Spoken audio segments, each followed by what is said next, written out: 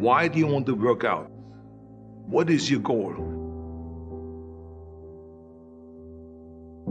The most important thing is that you have a vision, that you have a goal. Because without that vision and without that goal, again, you're drifting around and you're never going to end up anywhere. People don't become successful just by accident. You know, I mean, maybe the guy that found gold in California and started the gold rush, but don't count on that.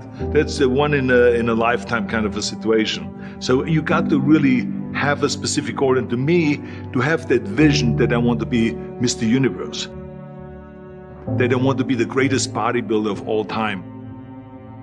That was a great vision, and that specifically to look like Reg Park and to be up there on that stage and to lift the trophy overhead and to win the championship over and over and over again. So that was a great goal. You have to have a goal. Now, it doesn't have to be that specific goal, but it has to have some goal. This is why I always recommend to people, sit down, take your time, and start thinking about, why do you want to work out? What is your goal? And that can be as crazy as it is. It could be, I want to impress girls. If that's your goal, so be it, but it motivates you. It could be that you're emulating a certain, bodybuilder or a certain football player, a certain boxer, whatever it is. Have those pictures put all over the wall like I did when I was a kid. I put pictures of Reg Park and of Sonny Liston, of boxers and of Ali and of powerlifters and weightlifters all over my bedroom, wall. So that every day when I go to sleep, every day when I wake up, I look at those pictures and they motivate me. You need that motivation, and then therefore you have this kind of imprint in front of you all the time, and you know exactly what you're chasing.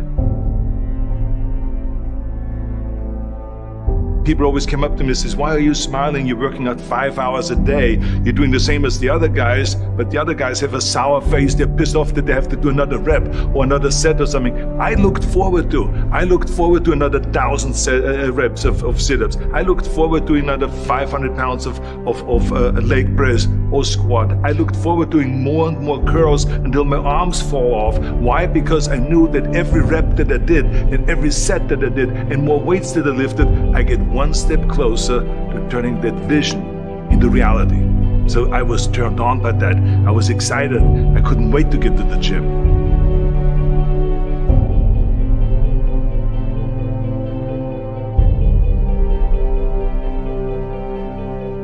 I remember that when I weighed 245 pounds, and Bob Rafelson, the director of Stay Hungry, said to me that I'm interested in having you come in for a reading and work on your acting and all this, because I'm interested in having you in a movie to star with Jeff Bridges and with Sally Fields. I was delighted about that, and I was excited, and I started pumping up more and more. And then he said, but I don't want you to weigh more than 210 pounds. You want me to be in the movie, but I'm weighing 245, 246. I say, I just won the Olympia, I say, which was 1974, and I was really at my biggest. And but he demanded that, and he says, look, it's very simple.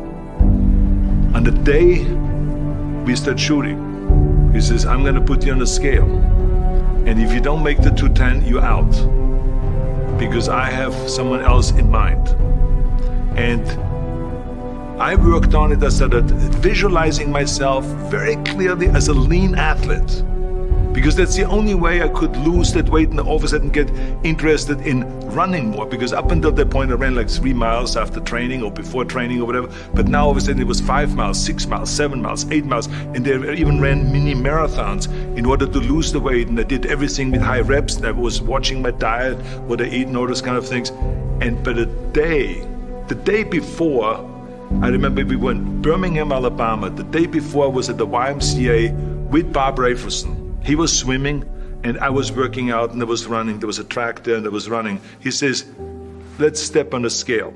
And I stepped on the scale and I weighed 209. So it just shows to you what is possible if you visualize exactly what you want to look like.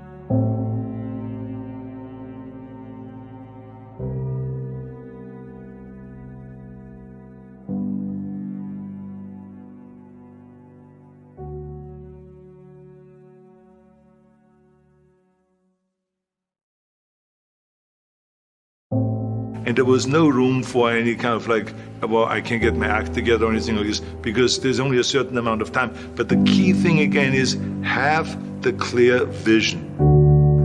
Have the specific goal of what you want to accomplish, because then you never go to the gym and you say, the day I feel down a little bit, I don't know what it is all about, I don't know my life, I'm confused. No, I tell you that I was a perfect example of someone that was not confident at all.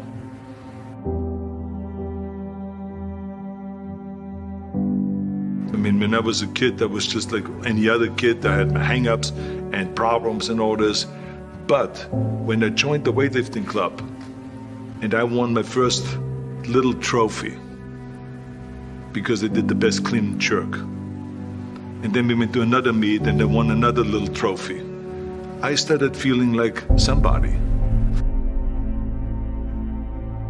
But the bottom line is, everyone can use the same method, because I used it in politics, I used it in making money, I used it in everything that I've done in the movie business. When you have one little victory, little victories add up, and that is what gives you then ultimately confidence. Well, for me, the most important thing always is to have a deadline. So when I, for instance, had a competition, and let's say the competition was in the middle of September, and it was now beginning of summer, so there was no more time to screw around. So there was the time now to get going on a diet, to get going with the training, to not slack off at all, because there was a deadline there. The day of the competition, I had to be in the best shape possible. And I knew that if I come to the competition and I lose because I did not schedule my training the proper way, or I didn't have the right frame of mind, or I didn't give everything, literally worked my butt off, I would be just so angry.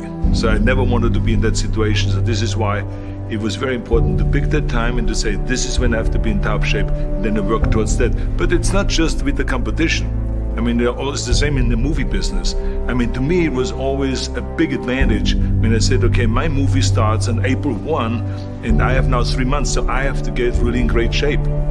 So you pick those times. It could also be that you have no movie and you have no Mr. Olympia or no Mr. America, no Mr. Universe coming up or any of those things. But you say to yourself, the summer starts in June.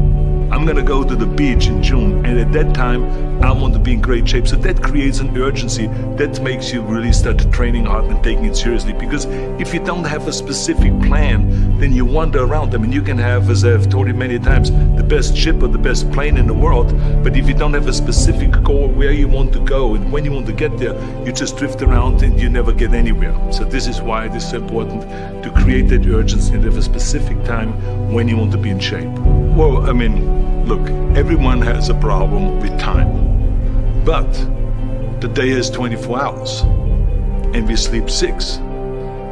Now, I know there's some out there that say, whoa, I need 8.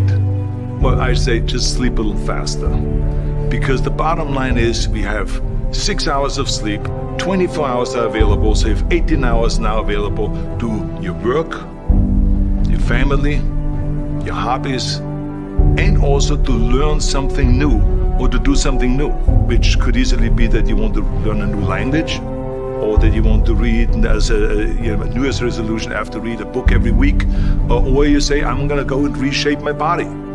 So you're gonna go and take this hour out of your schedule and say, I'm gonna train an hour every day. So this is, for most people, a huge challenge, but it is totally doable, I can tell them, because the kind of things that I did when I came to this country, I mean, I went to school, I was working in construction, I was working out my 5 hours a day, I was taking acting classes from 8 o'clock at night to 12 midnight, I was doing all of those things.